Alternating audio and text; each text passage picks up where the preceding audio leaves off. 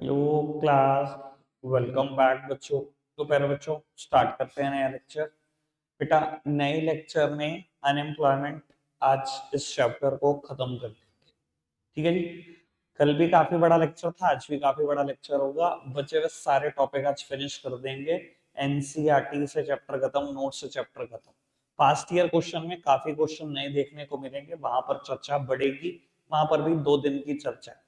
मैंने आपको कल भी बोला था ईच चैप्टर 4 डेज लगाऊंगा मैं और खत्म कर दूंगा। तो अनएम्प्लॉयमेंट पे आज दूसरा लेक्चर है, 2 दिन पास्ट ईयर के क्वेश्चन डिस्कस करेंगे, खत्म करेंगे इसको। ठीक है जी। फिर रूरल डेवलपमेंट की बात शुरू करो, 4 दिन में उसको खत्म करो। 4 दिन एनवायरमेंट एंड सस्टेनेबल डेवलपमेंट पे लगाते हैं। बेटा अभी ना कल मैंने कुछ टॉपिक बीच बीच में से कराए थे, आज भी टॉपिक वही ऐसी स्ट्रेटजी के साथ चलेंगे। कुछ टॉपिक कहीं से होंगे, कुछ टॉपिक कहीं से होंगे। सबसे पहले एक स्टैट्स रटना है आपको इस चैप्टर में। मैं ज्यादा रटने को नहीं कह रहा आपको स्टैट, पर बेटा कल भी मैंने एक टेबल रटने को कहा था, आज दूसरा स्टैट जो मैं रटने को कह रहा हूँ। हमने कल 3 तरीके के वर्कर पढ़े। वैसा तो 2 तरीके के पढ़े और 2 तरीके को भी फर्दर 2 तरीके में क्लासिफाई किया। सेल्फ एम्प्लॉयड वर्कर पढ़े थे और हायर्ड वर्कर। हायर्ड वर्कर में भी कैजुअली हायर्ड और रेगुलर सैलरी। ठीक है जी। अब बेटा मैं कहूँ कुल मिला के वर्कर 3 तरीके के हैं, कैजुअली हायर्ड, रेगुलर सैलरीड और सेल्फ एम्प्लॉयड। ठीक है ना जी। कैजुअली हायर्ड, रेगुलर सैलरीड और बेटा सेल्फ एम्प्लॉयड। और इसी सीक्वेंस में याद रखना अर्बन और रूरल एरिया में वर्कर किस किस जगह पर कितने कितने परसेंट काम कर रहे हैं, मैं वो बात कर रहा हूं आपसे। ठीक है जी। अर्बन और rural area casually hired worker, casually hired, regular salaried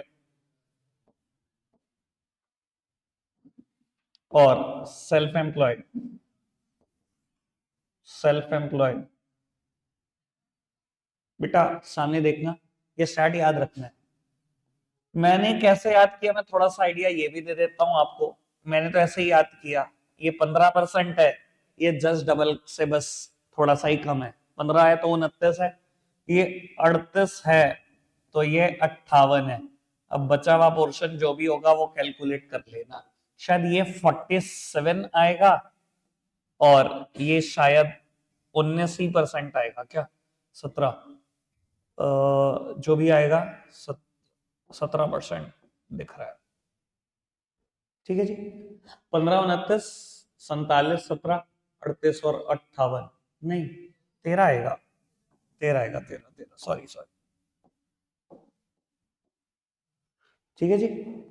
और वो कारण भी है रेगुलर सैलरीड रूरल एरिया में कम होने का, अपॉर्चुनिटीज ही नहीं है, इंडस्ट्रीज ही नहीं है। ठीक है। एक तो ये स्टार्ट याद रखना है बिल्कुल, बाय हार्ट लर्न कर लो इसको। ठीक है, आगे बढ़ते हैं जी। कुछ टॉपिक आज पढ़ना शुरू करते हैं नए। मैं बता दूंगा भैया क्या पढ़ना है। ये टेबल अभी मैं नहीं करवा रहा, पास्ट ईयर में आई होगी तो देखते हैं। ये पास्ट ईयर में आई हुई है, इसका डिस्कशन पास्ट ईयर में करेंगे। ठीक है जी। ये भी नहीं करा रहा। कल मैंने कैजुअलाइजेशन ऑफ वर्कफोर्स आखिरी में बता दिया था क्या होता है। क्या होता है, 3 बातें आखिरी में मैं करके गया। Jobless growth, casualisation of workforce और इनफॉर्मलाइजेशन ऑफ वर्कफोर्स। क्या फर्क है? जॉबलेस ग्रोथ क्या है? तीनों इंडिया की करंट प्रॉब्लम है। क्या jobless growth? when GDP grows faster than the rate of employment, such a situation is known as jobless growth process. ठीक है जी। क्या है बेटा कैजुअलाइजेशन ऑफ वर्कफोर्स?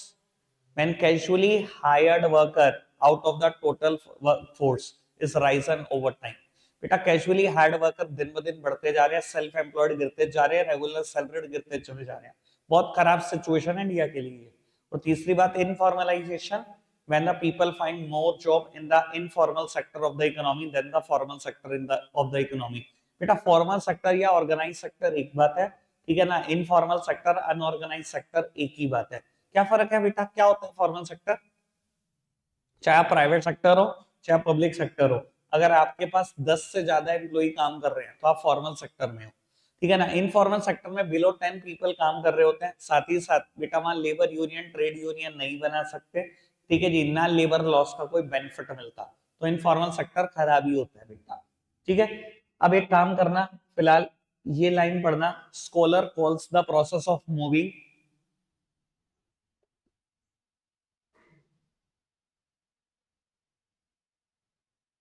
ठीक है, ठीक है। वैसे इससे अच्छी डेफिनेशन हमारी है जो हमने नोट्स में लिखी है। बाबू, फॉर्मल सेक्टर इनफॉर्मल सेक्टर क्या होता है, मुझे ये बात क्लियर करनी है। उसके लिए बेटा ये 2-3 पैराग्राफ पढ़ने पड़ेंगे। एक बार पढ़ना शुरू करना इनका प्रीवियस सेक्शन से।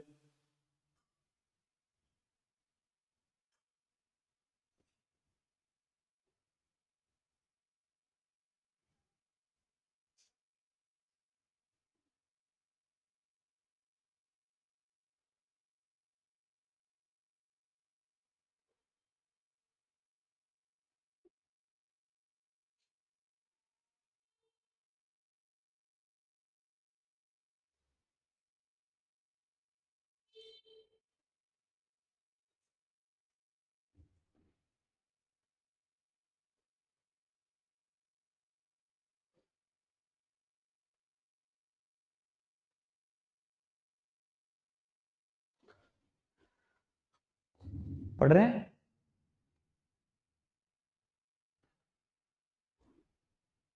आगे बढ़ जाए।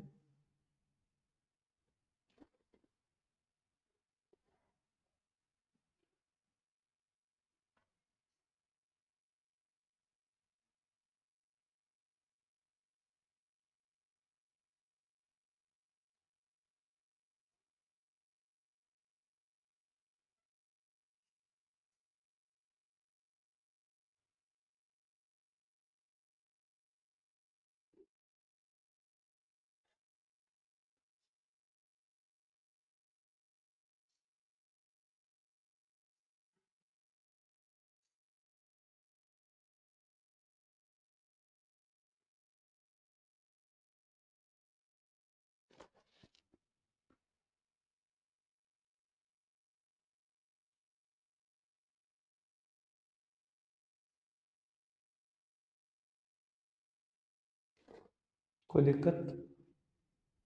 डन है सारी बात? आगे बढ़े? चलो। ऑल्दो ये बात मैं डिस्कस कर चुका हूं, ये वाली बात 2-4 लाइनें और पढ़ दो, फिर आगे बढ़ते हैं।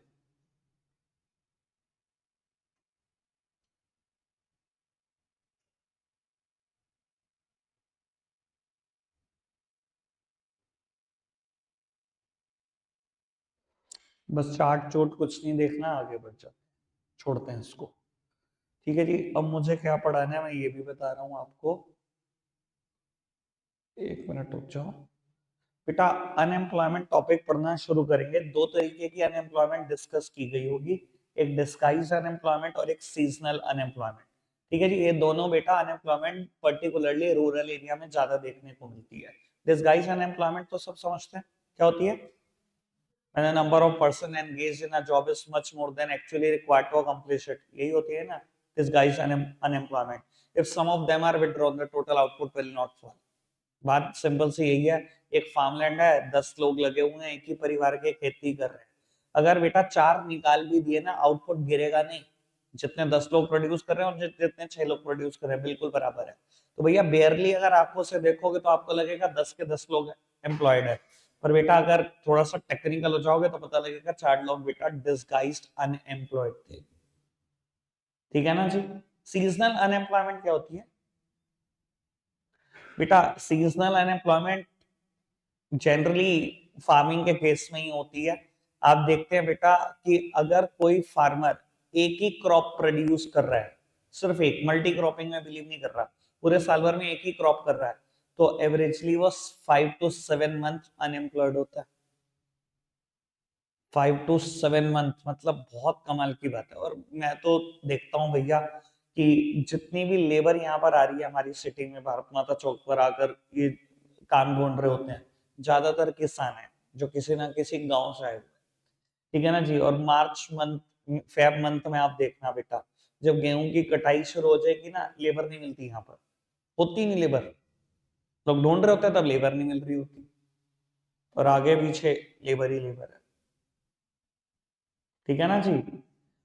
चलो खैर, एक बार फटाफट से पढ़ना शुरू करते हैं। पढ़ना बेटा।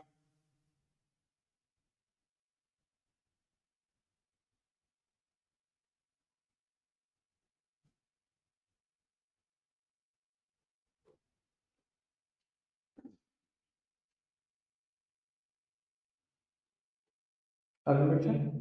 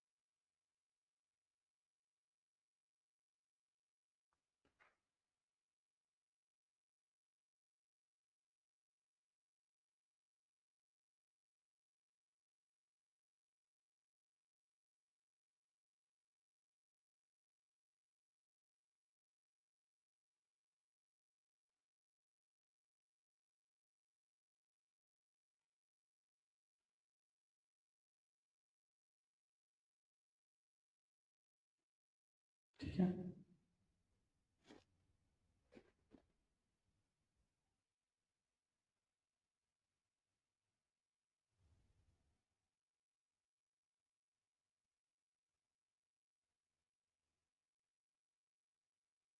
आगे बढ़े।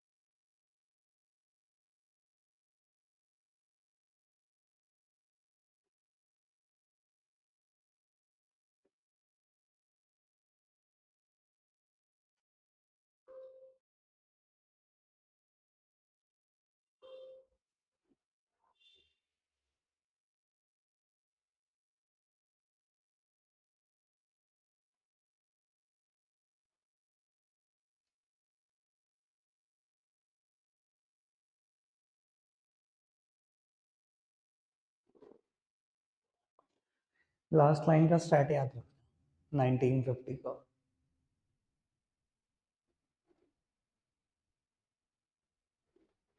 ठीक है, आगे बढ़ जाए। ये पैरा।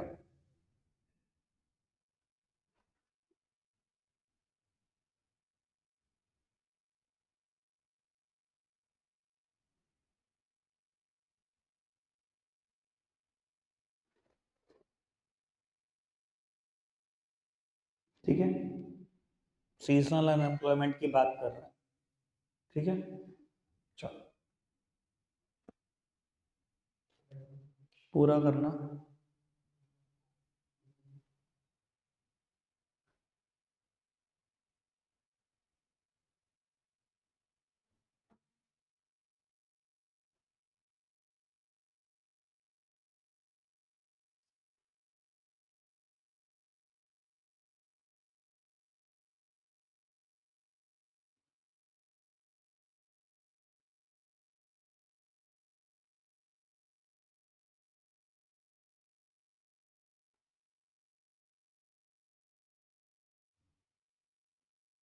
डन।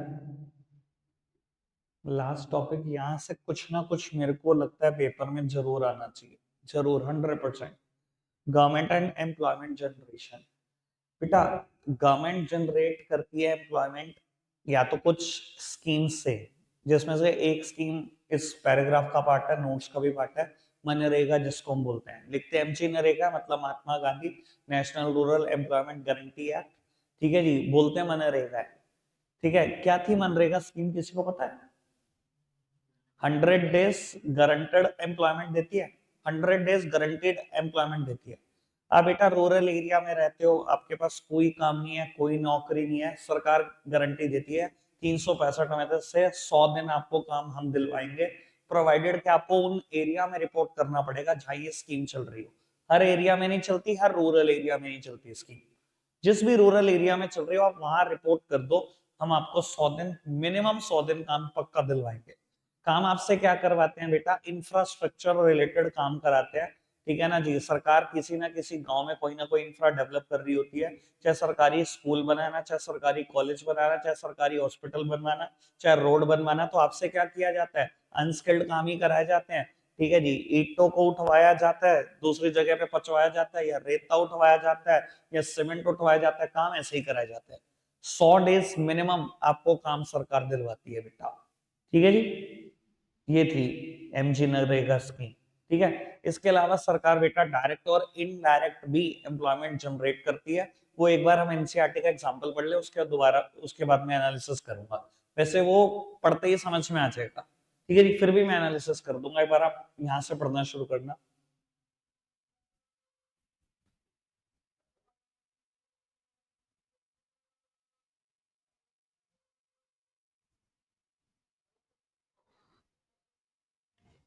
फुल फॉर्म याद रखना एमजी नरेगा की, Mahatma Gandhi national rural employment guarantee act 2005। 100 days guaranteed employment मिलती है। ठीक है ना जी, अनस्किल्ड बंदों के लिए इंफ्रा में मिलती है, कुछ रूरल एरिया में मिलती है, बस ये बात है कुछ। ठीक है, फर्स्ट पैराग्राफ डन। सेकंड बहुत काम का है जी।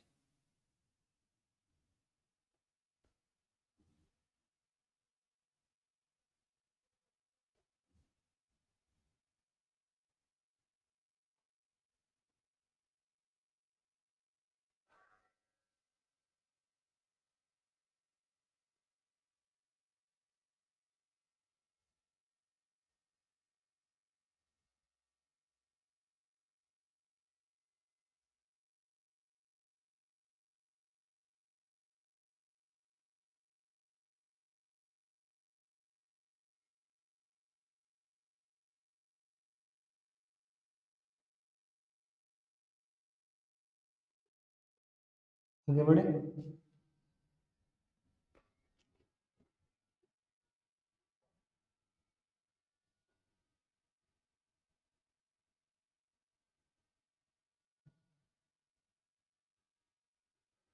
यहां तक पढ़ के एक बार पढ़ा। डायरेक्ट एम्प्लॉयमेंट गवर्नमेंट कैसे क्रिएट करती है और इनडायरेक्ट कैसे करती है, समझ में तो आ गया होगा। बेटा गवर्नमेंट खुद बहुत सारी इंडस्ट्रीज में एंगेज है, बहुत एडमिनिस्ट्रेशन के लिए बहुत सारे लोगों की सर्विसेज दे रही है गवर्नमेंट, और इसके अलावा टेलीकम्युनिकेशन सर्विस प्रोवाइड कर रही है, पोस्टल सर्विसेज प्रोवाइड कर रही है, बहुत कुछ कर रही है। बेटा जितनी भी गवर्नमेंट की जो सर्विसेज प्रोवाइड कर रही है या जिस जिस भी इंडस्ट्रीज में एंगेज है, वहां पर डायरेक्ट एम्प्लॉयमेंट क्रिएट करती है। अब इतने पोस्ट ऑफिस इंडिया में जितने भी लोगों को काम मिला हुआ है, सरकार ने डायरेक्टली तो एम्प्लॉयमेंट क्रिएट की हुई है। इतनी बैंकिंग सर्विसेज दे रही है, इतने सारे पब्लिक सेक्टर बैंक है, डायरेक्टली तो एम्प्लॉयमेंट जनरेट कर रही है, ये तो डायरेक्ट एम्प्लॉयमेंट जनरेट करना हुआ। इनडायरेक्ट क्या है बेटा, इनडायरेक्टली अगर गवर्नमेंट, मैं कहता हूँ किसी इंडस्ट्री में एंगेज है और अपना आउटपुट बढ़ाती है, अगर सरकार अपना आउटपुट बढ़ाती है, जो भी प्राइवेट सेक्टर सरकार से उस आउटपुट को ऐसा इनपुट खरीदते हैं। मान लो बेटा आप कोई ऑर्गेनाइजेशन हो, गवर्नमेंट बेस्ड ऑर्गेनाइजेशन हो, और आप क्या करते हो, आयरन और एक्सट्रैक्ट करते हो। ठीक है जी, आपने इस साल आयरन और ज्यादा एक्सट्रैक्ट किया, उम्मीद से ज्यादा, आपका आउटपुट ज्यादा हुआ, तो आपने प्राइवेट सेक्टर को ज्यादा ही बेचने की पहल की। एक प्राइवेट सेक्टर में ऐसी इंडस्ट्री है जो आयरन और का इस्तेमाल करके स्टील बनाती है, तो उसने ज्यादा ही आपसे खरीद लिया, उसके पास ज्यादा रॉ मटेरियल आ गया, और फिनिश गुड्स बनाने के लिए बेटा ज्यादा लोगों को उसको नौकरी देनी पड़ी थी, तो उसने ज्यादा लोगों को नौकरी दी। बेटा ये सरकार ने इनडायरेक्ट तरीके से एम्प्लॉयमेंट जनरेट करती। क्लियर है ना जी बात, आगे बढ़ सकते हैं। लो जी, ये पैराग्राफ पढ़ना।